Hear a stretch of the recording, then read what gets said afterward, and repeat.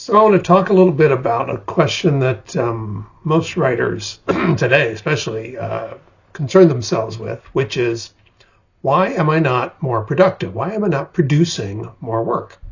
After all, we can write as fast as we can think now, right? Because of Final Draft and word processing in general. We can rewrite even faster, right? We can cut and paste and save as, track changes. We can research now with a few keystrokes to go on Wikipedia instead of having to go to a library. We can stay abreast of the most current news and social and cultural movements because of Facebook and Instagram and so on. And yet, Shakespeare, Dickens, Poe, Jane Austen, Mark Twain, Emily Dickinson, they didn't just write better than we do.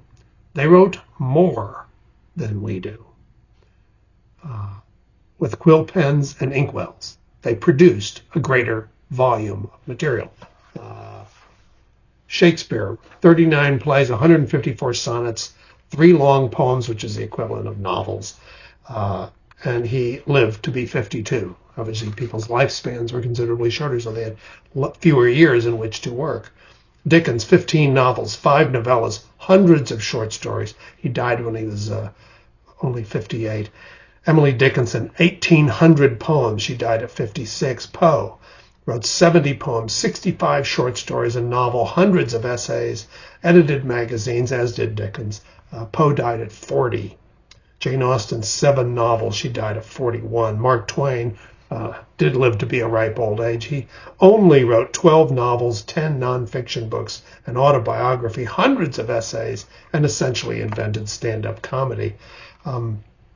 They churned out material, mountains of material. How? How could they be more productive than us? Well, they were more productive than us, at least in part, I would say a great part, because they didn't have Final Draft and Word and Wikipedia and Facebook and Instagram and all the other distractions. They didn't have streaming. They didn't have YouTube. They didn't have podcasts.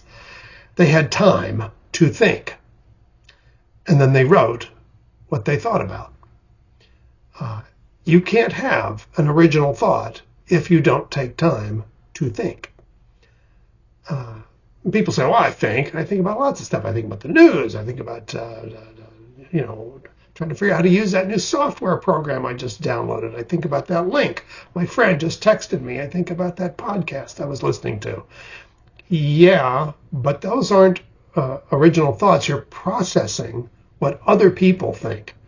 You're using a different part of your brain, not the original thinking part of your brain. You're processing other people's thoughts. It's like eating nothing but processed food. You want to throw an apple in there once in a while. Human consciousness is a mysterious thing. Nobody knows quite for sure what it is, but it's probably something like this.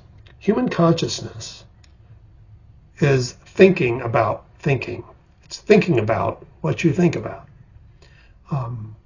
You can train a dog. A dog's an intelligent creature, right? You bag of treats, you can train a dog to sit, stay, fetch, roll over, all that stuff.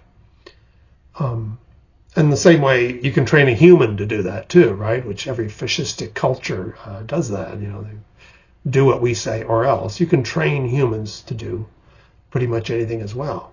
But what's different is that, as far as we can tell, dogs don't ever say, why am I doing this? Why do I always roll over just because he hands me a treat? Really? Should I do that? I'm not so sure. Shouldn't I? Aren't I better than that? And why does that guy get to tell me when to fetch and roll over and sit and stay? That doesn't seem right. I should really get together with the other dogs and we should do something about this. As far as we know, dogs don't do that, I hope, or else if they ever do, it'll be a Stephen King novel. You have to think about what you think about. Humans do that. Humans would do what dogs don't do, or other animals, presumably. We don't know for sure, of course. We think about what we think about. You can't have an original thought unless you do that. You'd have to take the time to think about what only you could ever come up with, what only you could conjure out of thin air. And you can't be original unless you find the time to think. So you're the first generation, most of you watching this are the first generation. I guess maybe I was, but mostly you. The first generation to have to make yourself think. You're going to have to force yourself to do that. You're going to have to carve out time away from your phone, away from your tablet, away from your laptop, away from your earbuds, to think. How do you do that? Well, it can be done. One way I do it is when you wake up in the morning, probably many of you, the first thing you do is reach for your phone, right? And start to check your texts, your emails, your Twitter feed, whatever. I don't do that. I do it, but I do it later in the day. The first thing I do when my brain is fresh and supple and limber is go for a walk, always. I go for a walk. Unless it's pouring rain or there's some other reason. And when you do that, I don't go with a friend. I don't put on music. I don't put earbuds in. I just walk around my neighborhood. And what happens is it forces your brain to deal with reality without any filter in between. Nobody's, Jon Stewart or, Howard Stern or whoever, God knows, Quentin Tarantino, whoever might be your filter for reality, you take them out of the mix. You have to deal with the wind blowing. You have to deal with how does that tree look when the wind is blowing. You have to deal with the sounds and the smells and the look of the world around you. And it forces your brain to start moving. And it's original thought, whatever it is. I don't think I've ever taken a walk when I didn't. And I walk for maybe 45 minutes, sometimes an hour, maybe longer once in a blue moon. I don't think I've ever taken a walk when I didn't come up with an idea for a story or an idea to fix the story or an idea something to do with life, something original, something that I have never thought of before. And to the best of my knowledge, nobody else has either. I remember reading about the great Japanese animator Miyazaki, and he had a bunch of young animators, acolytes, helping him with whatever his latest movie was. And he's trying to explain what he wanted for them. It was this particularly sensual moment. He was trying to explain, he said it's like when you strike a wooden match and you set it up against a crumpled newspaper, and that sound and that feel as the newspaper begins to catch. And he looked up at these young animators and he realized, all staring at him with blank expressions, he said, "None of you have ever lit a fire, have you?" And they said, "No." He said, "Go home and light a fire and then come back." You need to experience unfiltered life so that some of that material is going to go into your senses and start to make you think and feel. Some people do work better at night, by the way. I know perfectly good writers who really can't function until the sun goes down, and then they start to write. And that's okay too, especially if you're writing something scary. Whatever works for you. But the point is, you need to clear the decks, get rid of everything. And I do think in general, it probably works better in the morning, or at least when you wake up, because your mind is rested and limber. Another time I do a lot of writing is when I'm driving. My wife and I drive up and down to Northern California, to Oregon, seeing children and grandchildren a lot. And so on those long drives, instead of putting on the news, instead of putting on music, instead of putting on an audiobook, not all the time, but a lot of the time, I'll just, especially if she's sleeping or something, I just drive in silence.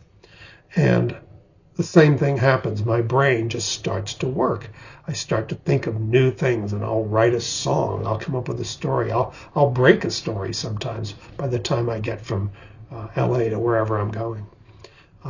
It's a useful time that does not have to be filled with processing somebody else's material all the time. There's reason to know that this can work, that this slightly different way of approaching not only writing but life can work. For example, in our time right now, David Mamet has written 39 plays, 26 screenplays, many of which he directed, 1 TV series, and 20 plus books. Woody Allen has written and mostly directed 50 films, 10 plays, 3 stand-up albums, 70 short stories. Tom Stoppard written 30 plays, 10 screenplays, 15 radio and TV plays, and a novel. Stephen Sondheim's written 20 musicals, 2 books, a play, a screenplay, and a TV series. Stephen King, 65 novels, plus more under pseudonyms, 200 short stories, 21 screenplays, graphic novels. All of these, by the way, all of those writers I just listed, with the exception of Sondheim, are still alive, and all of them are or were geniuses or damn close to it. They weren't just churning out material, they're churning out incredibly good material most of the time. And here's the other interesting fact. While some of them, Stephen King, I know, certainly writes on a computer, but he didn't when he started, and he was pretty damn prolific. All of them, at least for part of their careers, and some of them for most or all of their careers, wrote either on a typewriter or with this. And they churned out more material than most of their counterparts, and certainly more material than most of us currently are churning out. So my advice, it's all well and good to spend part of your day and part of your life processing other people's material, but you have to take time to think. So turn me off, go for a walk, and think. Bye.